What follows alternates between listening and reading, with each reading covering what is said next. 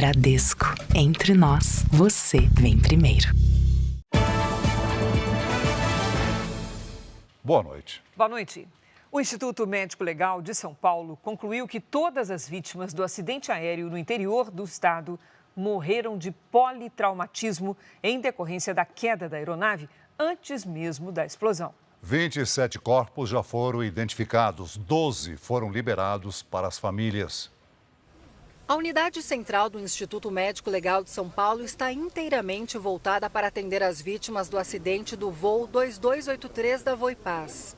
Os peritos do IML já concluíram que todos os ocupantes do avião morreram por politraumatismo causado pela queda da aeronave. O avião despencou mais de 4.000 metros em apenas 1 minuto até atingir o solo. A nave, ela despencou, ela caiu de barriga, entre aspas, no chão.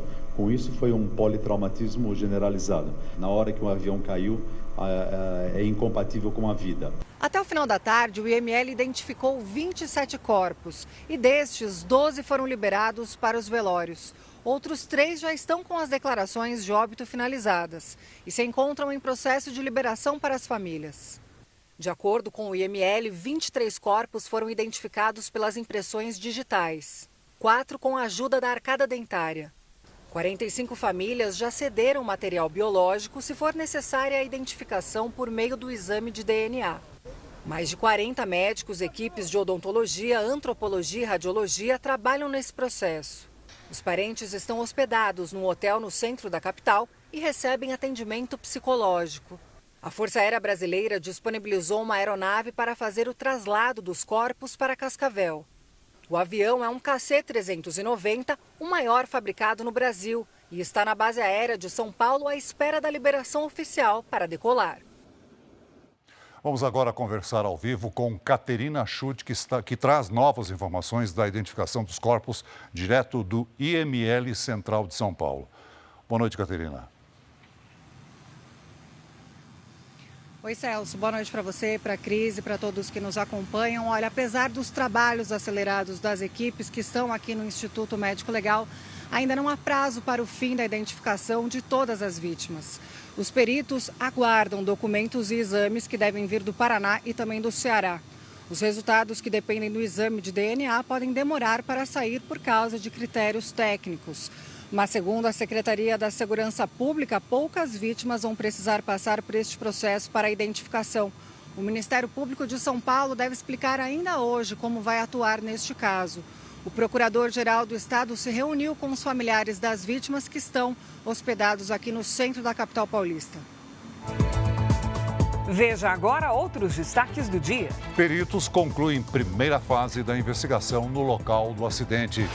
Piloto e copiloto são as primeiras vítimas a serem enterradas. Médicas que morreram no acidente cuidavam de pacientes com câncer no Paraná. No Oriente Médio, Israel está em alerta máximo para um possível ataque do Irã. Na Europa, rede social X pode ser multada por suposta violação de privacidade dos usuários. Economista e ex-ministro Delfim Neto morre aos 96 anos.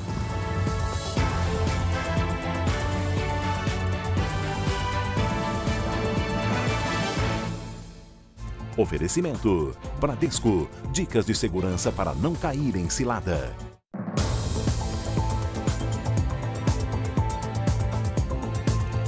Investigadores da Força Aérea Brasileira terminaram a fase inicial da apuração no condomínio onde caiu o avião da Voepaz, no interior de São Paulo.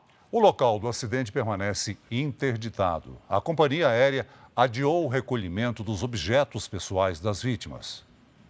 Como lidar com as lembranças de uma situação tão dramática? Foi da casa de Maria que a filha gravou esse vídeo logo depois do acidente.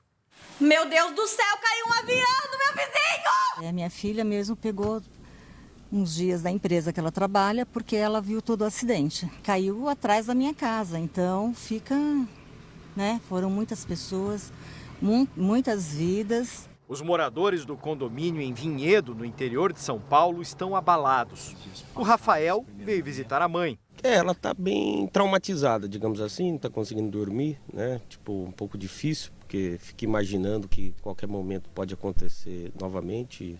A casa, que teve uma parte atingida pela aeronave, permanece interditada.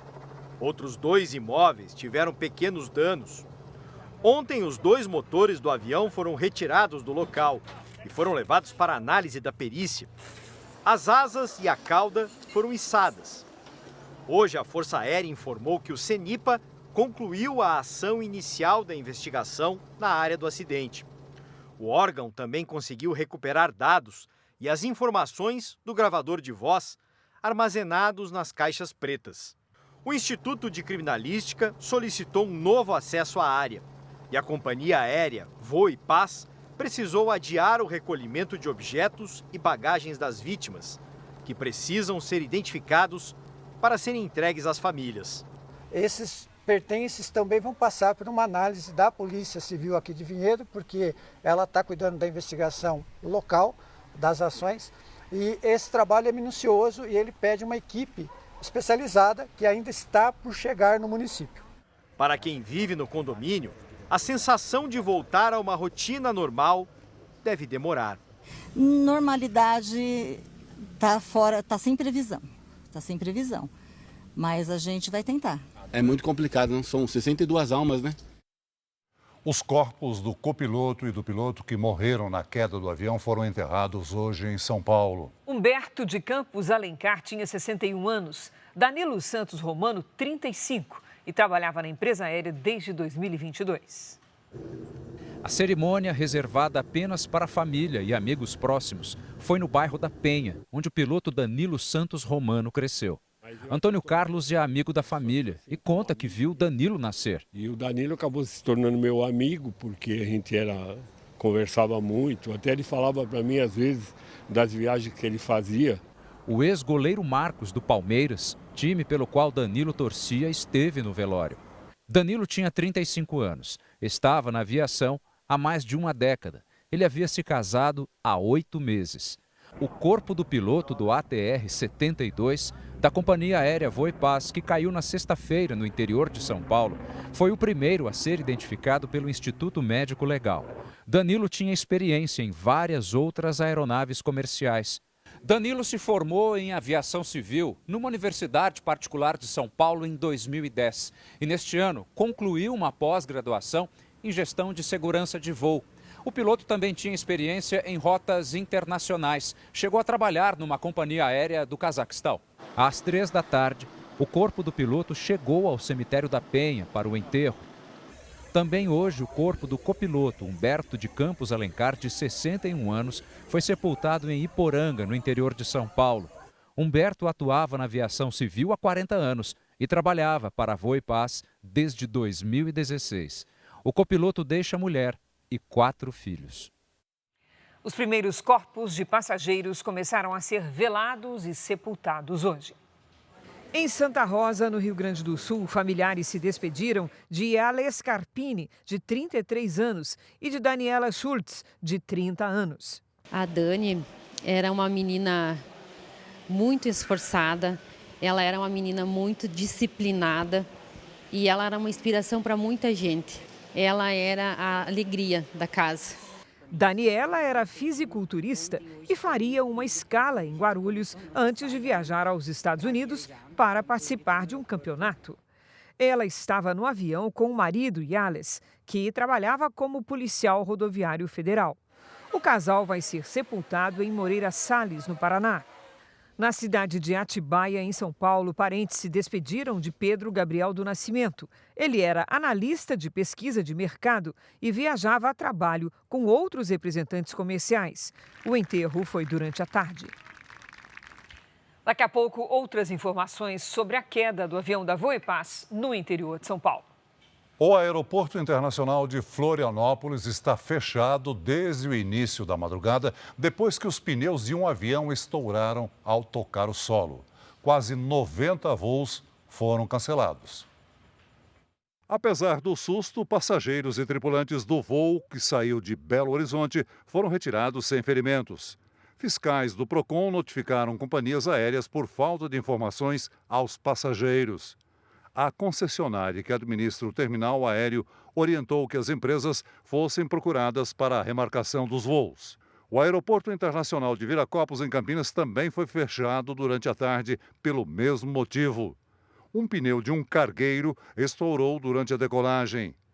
O avião voou na região para queimar combustível. No pouso de volta, um segundo pneu estourou.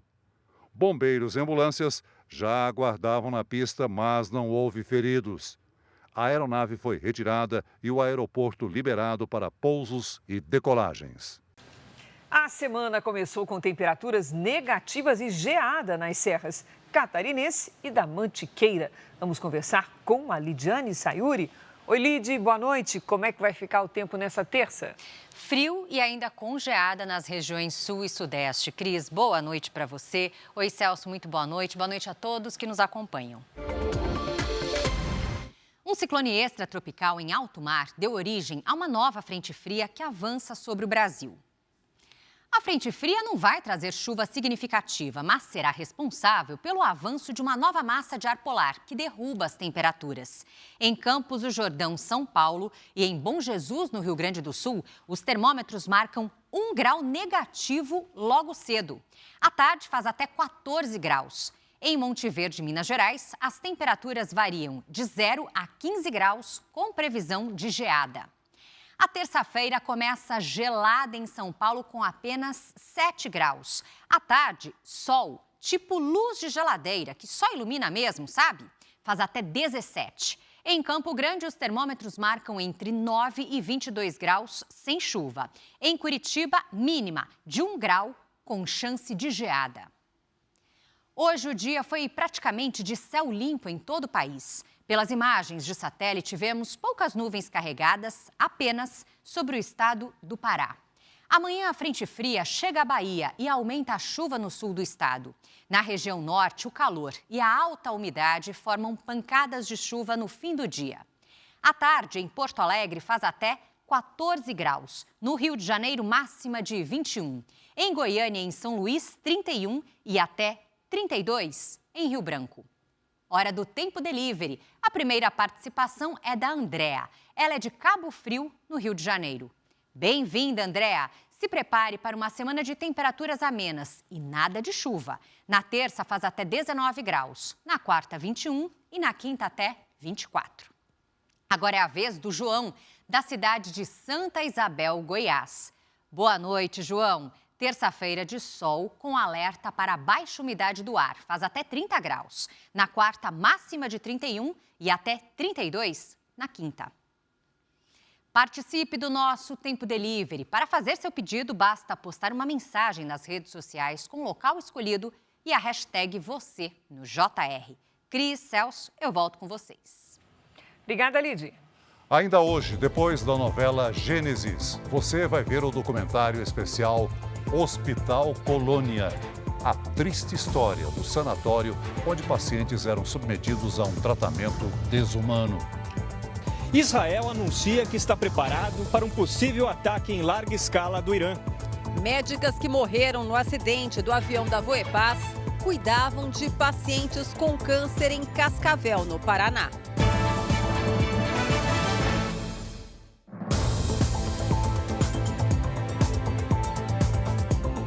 As forças de defesa israelenses anunciaram que estão em alerta máximo para um ataque iraniano de grandes proporções. Hoje, o grupo terrorista Hezbollah voltou a atacar o norte de Israel. Ao menos 30 foguetes foram lançados em direção a Israel. Não houve feridos. Na faixa de Gaza, as forças de segurança afirmaram que 31 integrantes do grupo terrorista Hamas e da Jihad Islâmica foram mortos em um bombardeio no sábado. O ataque também atingiu uma escola. Segundo a Defesa Civil de Gaza, que é controlada pelo Hamas, mais de 90 pessoas morreram. No domingo, Israel ordenou a retirada de parte da população de Khan Yunis, no sul do território palestino. Apesar da nova ofensiva, o porta-voz do governo israelense afirmou hoje que o país pretende retomar as negociações de cessar-fogo e que representantes do país vão viajar para o Egito. A participação de integrantes do Hamas não foi confirmada.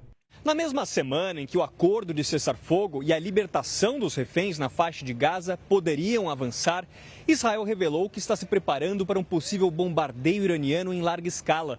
A Força Aérea Israelense suspendeu as viagens de militares ao exterior. A medida foi adotada para garantir uma resposta rápida em caso de ataque. No domingo, o secretário de Defesa norte-americano, Lloyd Austin, ordenou o envio de um porta-aviões equipado com caças e de um submarino com mísseis guiados para o Oriente Médio. A Rússia retirou moradores da fronteira após o avanço de tropas ucranianas. O principal comandante da Ucrânia disse hoje que as forças militares do país controlam cerca de 1.000 quilômetros quadrados da região de Kursk, na Rússia. Neste vídeo, soldados ucranianos hasteiam uma bandeira em pleno território russo. Slava Ukraine! Aqui, imagens de drone mostram a resposta russa. Bombas foram lançadas para impedir o avanço dos tanques ucranianos. Por causa dos ataques, mais de 8.000 pessoas foram retiradas da região. Os dois países trocam acusações por conta de um incêndio na usina nuclear de Zaporídia, a maior da Europa e que fica no sul da Ucrânia. O complexo em poder russo pega fogo desde domingo. Autoridades afirmam que os níveis de radiação estão dentro do normal. Aposentados e pensionistas do INSS têm sido alvo de quadrilhas que pedem empréstimos consignados sem o conhecimento dos segurados. Então vamos conversar com a Patrícia Lages para saber que medidas essas pessoas podem tomar para evitar serem enganadas. Oi, Pati, boa noite. É golpe em cima de golpe. Como é que se escapa desse? Cada dia aparece mais um, né, Cris? Boa noite para você, boa noite, Celso, e boa noite para você de casa. Vamos ver como a operação funciona e o que fazer em caso de suspeita de fraude.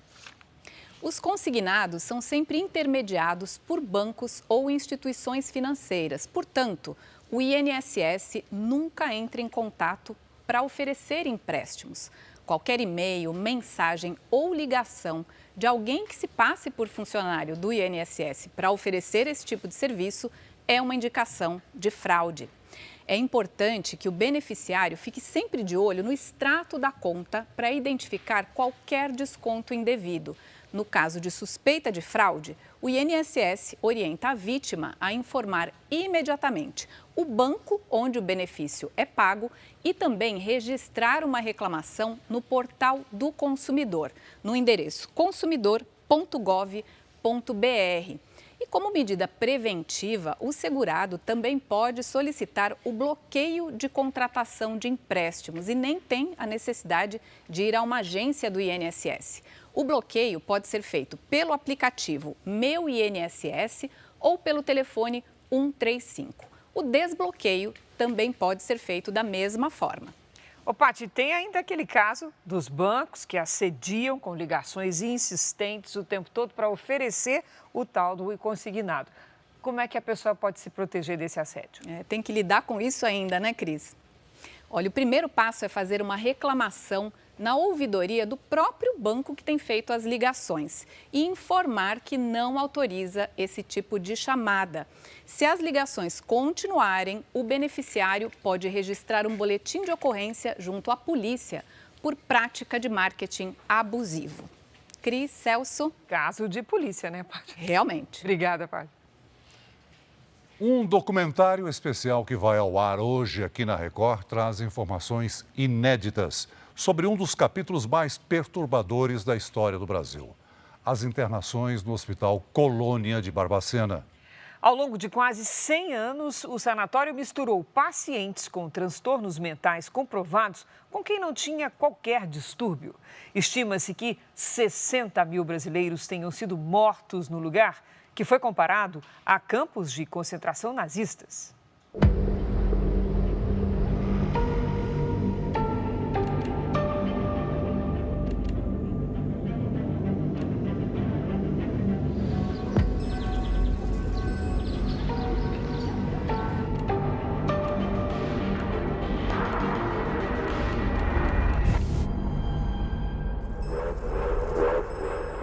De 8 a 10 por dia, não dá para contar, muita gente morreu. aquela quantidade de paciente, aí ninguém chorava, era só a conta de ir juntando os corpos e fazendo o que precisava de fazer. A comida não era dada em prato, era no coxo. Tem uma coisa que é muito forte, é o cheiro que exala. As pessoas que estão nesse nível de degradação, elas cheiram mal. As Irmãs da Caridade de São Vicente vão estar lá 50 anos, metade da história daquela instituição. Eu só sei que elas eram funcionárias do Estado. E elas não estavam aí de graça, não. Os rejeitados, os indesejados, a prostituta, o mendigo, o andarilho. Lá era um lugar das pessoas que a sociedade queria limpar.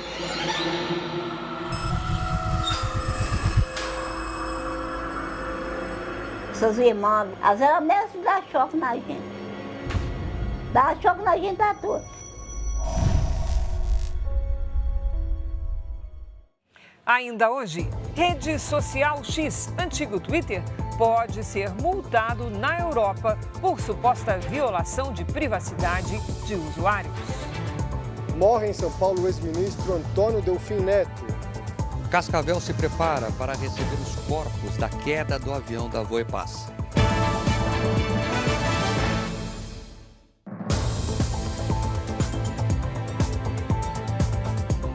Voltamos a falar da queda do avião da Voepaz no interior paulista.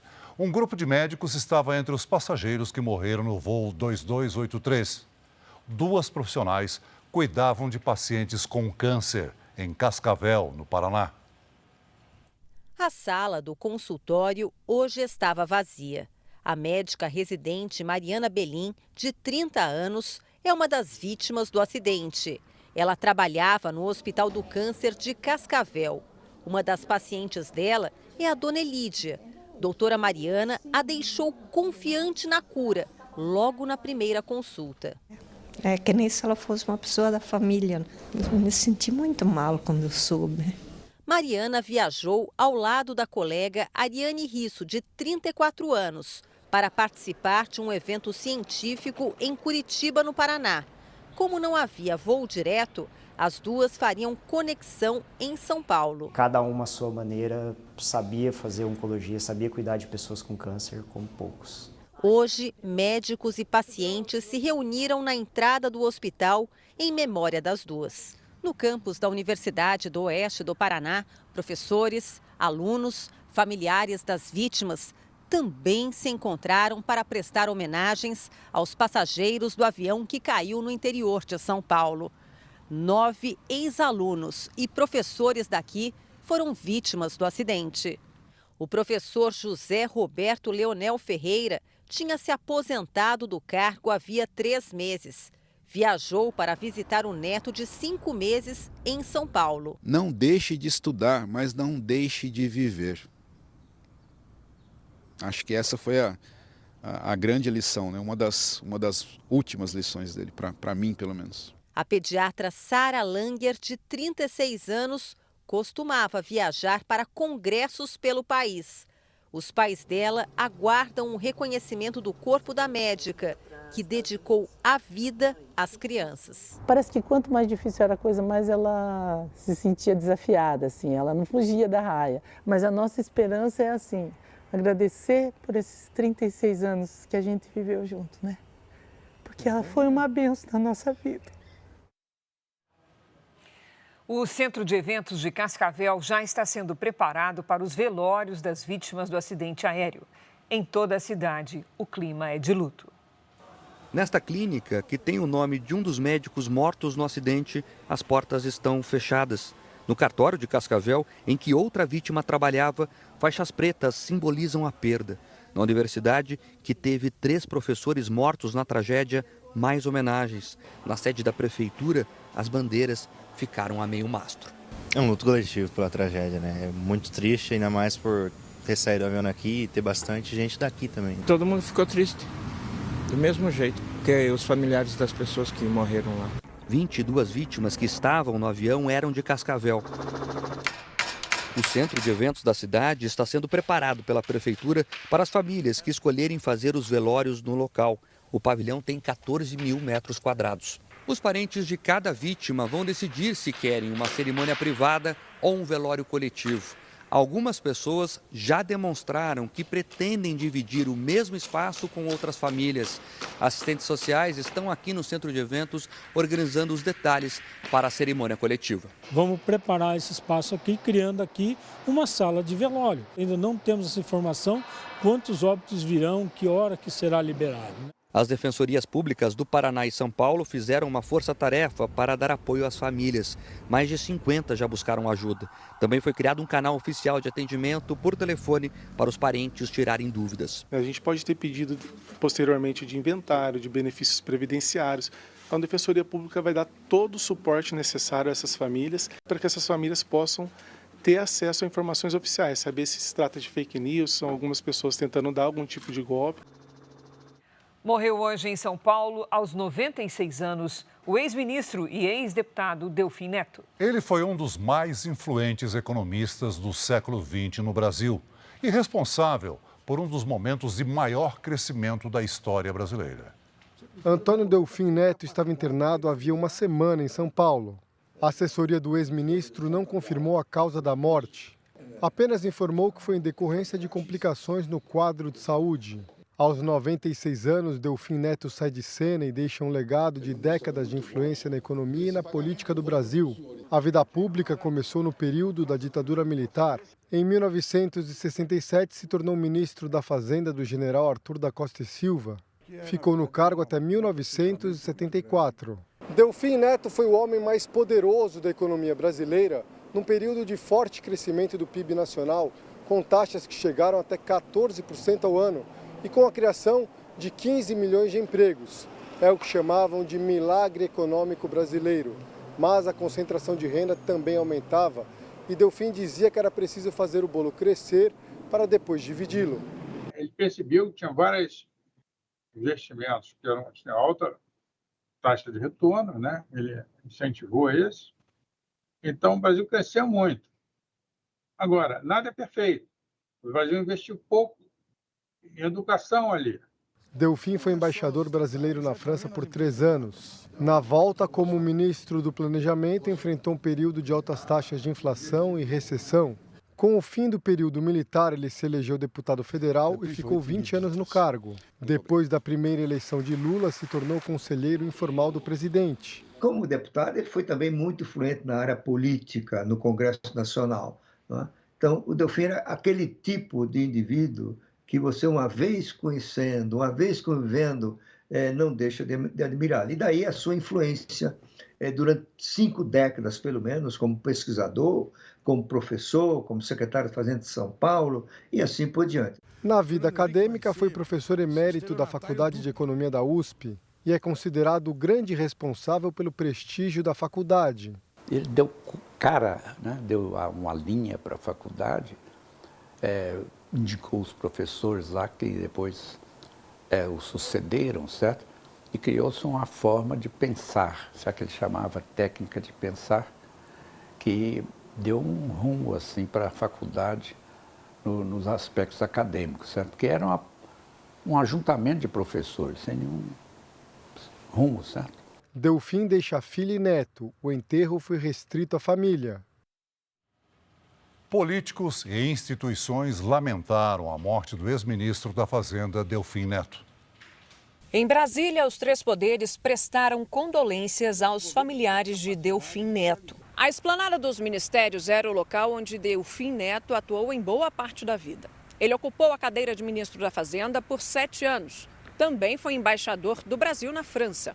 E já mais velho, virou conselheiro de políticos. Em nota, Lula lamentou a morte. O presidente lembrou que durante 30 anos fez críticas a Delfim Neto, mas na campanha de 2006 pediu desculpas a ele publicamente. Para Lula, Delfim Neto foi um dos maiores defensores das políticas de desenvolvimento e inclusão social implementadas nos primeiros mandatos presidenciais. E destacou: quando um adversário político é inteligente, nos faz trabalhar para sermos mais inteligentes e competentes. O Ministério da Fazenda declarou que Delfim foi um referencial em diferentes fases da história do país e promoveu debates essenciais sobre a condução da política econômica brasileira. Luiz Roberto Barroso, presidente do Supremo Tribunal Federal, lamentou a morte e disse que Delfim Neto prestou serviços ao Brasil em diferentes momentos históricos. Nos períodos após a redemocratização, ajudou no desenvolvimento econômico do país. No Congresso Nacional, o senador e presidente da Casa, Rodrigo Pacheco, se solidarizou com os familiares e amigos do ex-ministro. Profundo conhecedor das ciências econômicas, ocupou papel altivo na história do Brasil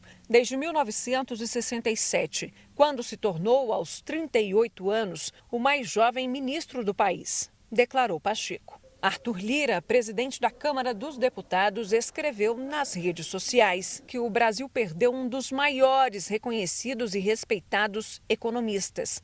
Lira afirmou que o ex-parlamentar deixa um legado histórico para o Brasil. Não perca, logo após a novela Gênesis, o documentário especial que mostra um dos capítulos mais perturbadores da história do Brasil: as internações no Hospital Colônia de Barbacena. E veja nesta edição, com baixas temperaturas, projeto em São Paulo ajuda moradores em situação de rua. Campanha de Donald Trump denuncia ataque de hackers e documentos privados da candidatura republicana vão parar na imprensa.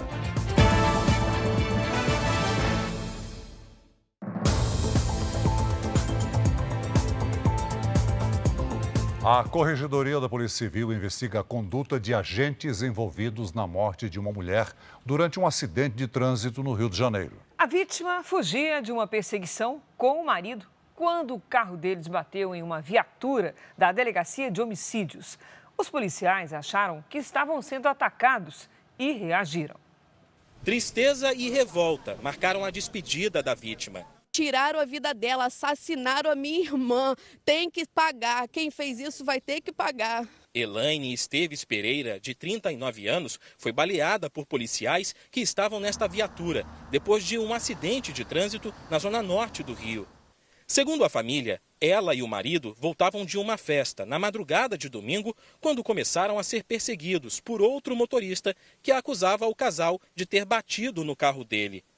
A família desconfiou e acelerou, mas o marido de Elaine perdeu o controle da direção e o carro acabou atingindo um comboio da Delegacia de Homicídios que passava pelo local. Mesmo com o veículo já parado, os agentes atiraram contra os ocupantes. As marcas da violência ficaram espalhadas pelo carro. Pelo menos um dos tiros atingiu Elaine. Me tiraram de perto dela, jogaram do lado, cara no chão, vagabundo. Me chutaram, me deram... Assim, foi uma abordagem muito ríspida, muito ríspida.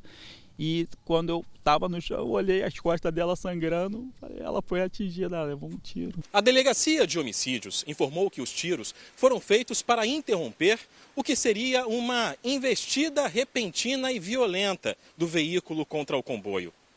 Os envolvidos na ação já prestaram depoimento. A Corregedoria da Polícia Civil assumiu as investigações do caso e também vai analisar a conduta dos agentes durante a abordagem. De um acidente de trânsito, de uma pequena colisão, virou um assassinato.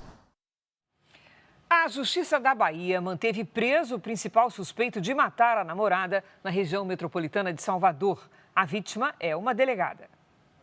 Durante a audiência de custódia, Tancredo Neves Feliciano confessou o crime. O corpo da delegada Patrícia Neves Jacques, de 39 anos, foi encontrado na madrugada deste domingo, dentro do próprio carro, às margens de uma rodovia, na região metropolitana de Salvador. Tancredo chegou a dizer que Patrícia havia sido sequestrada, mas foi preso quando chegava na delegacia para prestar queixa. Segundo familiares, os dois se conheceram em um aplicativo de relacionamento e estavam juntos havia 4 meses. Em maio deste ano, o suspeito já havia sido preso depois de agredir a companheira. Ela queria ter uma família e ele era manipulador. Tanto é que ele afastou ela de toda a família. Além do inquérito de violência contra a namorada, o suspeito já tinha mais de 10 processos contra ele na Justiça da Bahia. Entre eles, o exercício ilegal da profissão. Tancredo atuava como ginecologista, mas não há registro com o nome dele no Conselho Regional de Medicina do Estado. O corpo da delegada foi velado em Santo Antônio de Jesus, no Recôncavo Baiano, e vai ser enterrado amanhã no Recife, onde Patrícia nasceu. Ela não era uma delegada só. Ela era delegada quando estava na profissão dela. Ela era um ser humano, mas ninguém tinha direito de tirar a vida dela porque ela gostava de ser feliz, não. O ex-presidente Jair Bolsonaro pediu à Procuradoria-Geral da República que defenda o arquivamento do inquérito das joias que corre no Supremo Tribunal Federal e que trata da tentativa de venda de presentes recebidos quando ele estava na presidência. A defesa do ex-presidente cita como justificativa decisão do Tribunal de Contas da União da última quinta-feira, que dispensou o presidente Lula de devolver um relógio de ouro que recebeu de presente em viagem à França no primeiro mandato. Para a defesa, o mesmo entendimento do TCU em relação a Lula deve ser aplicado no caso de Bolsonaro por uma questão de isonomia jurídica. O ex-presidente americano Donald Trump voltou hoje a publicar na rede social X, o antigo Twitter. As postagens antecedem uma entrevista com o dono da plataforma, Elon Musk.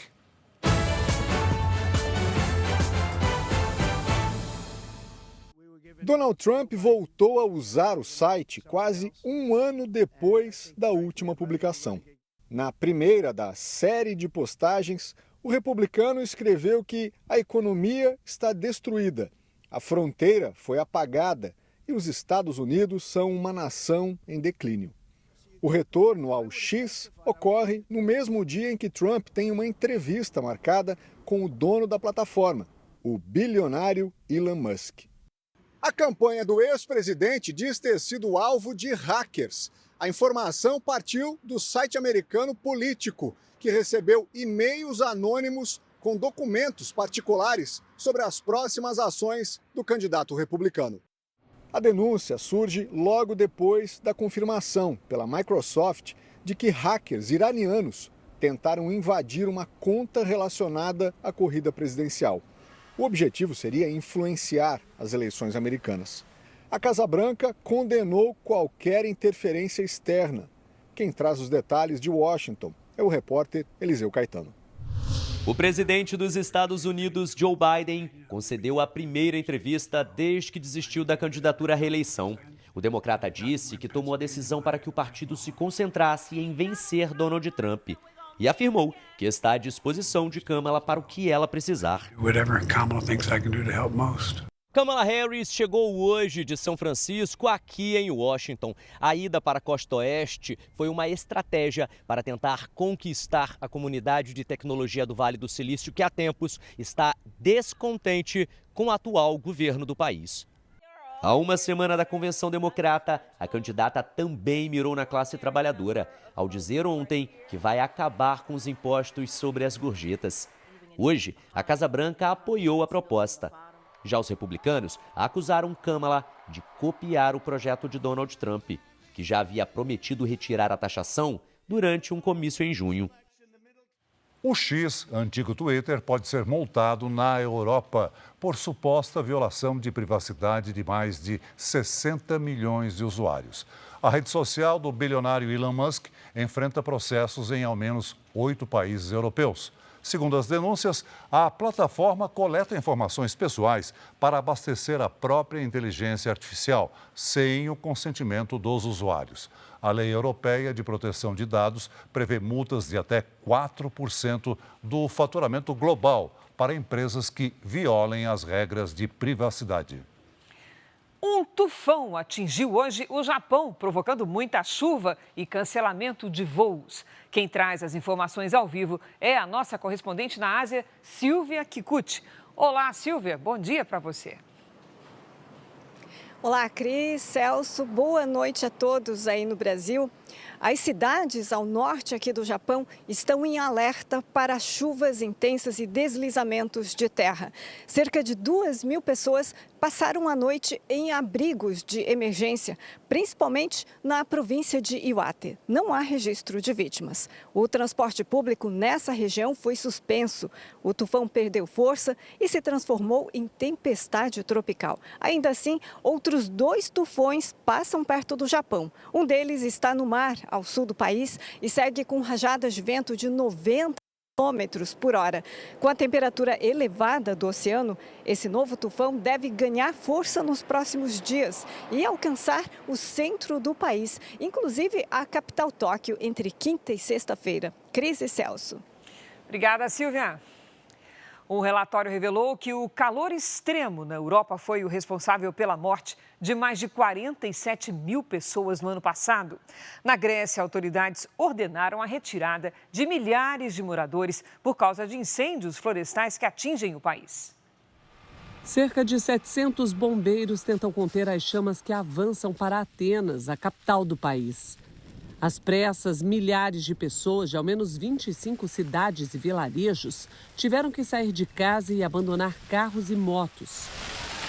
Esta moradora conta como o fogo invadiu rapidamente a região onde vive. Começou de um ponto e, de repente, a vila inteira foi cercada, diz ela. Segundo autoridades gregas, o incêndio ainda está ativo a menos de 40 quilômetros de Atenas. O vento forte e o clima seco e quente dificultam o trabalho dos bombeiros. Até o momento, não houve relatos de vítimas. O Reino Unido também tem sido afetado pela onda de calor extremo. Final de tarde agora e a temperatura segue alta para os padrões britânicos. Faz 32 graus e algumas cidades da Inglaterra chegaram a registrar até 34. Com isso, a segunda-feira já é o dia mais quente do ano até agora. Um relatório do Instituto de Saúde Global de Barcelona revelou que as altas temperaturas provocaram a morte de mais de 47 mil pessoas no continente no ano passado. Aqui no Brasil, o fim de semana registrou recorde de baixas temperaturas em várias regiões. A cidade de São Paulo teve o dia mais frio desde 2022. Um novo projeto tenta ajudar pessoas em situação de rua que sofrem ainda mais com essas condições climáticas. 4,3 graus. A temperatura registrada na zona sul da capital paulista na madrugada de domingo foi a mais baixa desde maio de 2022. A média na capital foi a menor do ano, 6,9 graus. A Defesa Civil reativou um abrigo provisório numa estação de metrô, no centro da cidade. O espaço destinado para que elas possam dormir, aquecidas, com conforto. A gente fornece aqui para elas o jantar, uma refeição. E no momento em que elas recebem essa refeição, também já recebem um voucher de café da manhã. Na última madrugada, 132 pessoas foram atendidas. 89 dormiram no local. Os dias de frio intenso são ainda piores para pessoas em situação de rua, quando uma barraca ou um cobertor é tudo o que há para se proteger. E a semana promete ser ainda mais gelada, com probabilidade de novo recorde de temperatura mínima. A Cruz Vermelha de São Paulo adotou uma nova abordagem para tentar aumentar o volume de doações. No site é possível ver a sensação térmica da urgência, sentida por quem não tem o que vestir. O estudo, feito em parceria com a USP, leva em conta as condições climáticas, a resistência térmica da roupa, a deficiência na alimentação, o desgaste físico e o tempo de exposição em espaços abertos. Hoje, a diferença entre as duas sensações térmicas foi de 2 graus. A situação a que essa pessoa está exposta, frente ao tempo que ela passa, o frio, a má alimentação e outros dados que foram levados em conta pelo professor da USP, acabam mostrando que o frio sentido por ela é diferente do frio meteorológico, o frio que a gente sente. Na instituição, as doações passam por triagem, lavagem e separação. Em menos de 2 meses, quase 32 mil pessoas em situação de vulnerabilidade receberam doações. O Jornal da Record de hoje termina aqui. Essa edição na íntegra e também a nossa versão em podcast estão no Play Plus e em todas as nossas plataformas digitais. Fique agora com a novela Força de Mulher e logo depois do capítulo especial de Gênesis, o sacrifício de Abraão, você vai ver o documentário especial Hospital Colônia. A triste história de um hospital psiquiátrico onde pacientes eram submetidos a um tratamento desumano. Não perca! Ótima noite para você. Boa noite.